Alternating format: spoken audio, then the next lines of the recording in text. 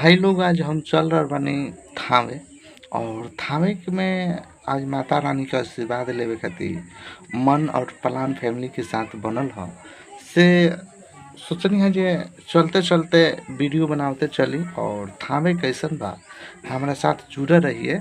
हम आपको दिखाएंगे थावे में जो बहुत सारा फ्रॉडिंग हो रहा है।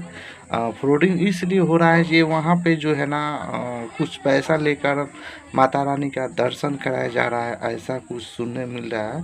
पर आज हम हकीकत जानने के लिए जा रहे हैं क्या ये सही है कि गलत है, और माता रानी को भेंट करने के लिए और देखते हैं।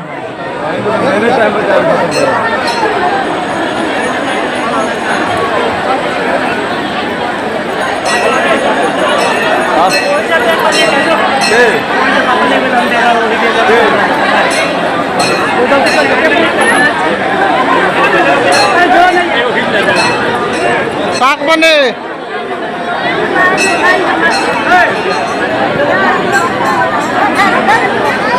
गोल लागो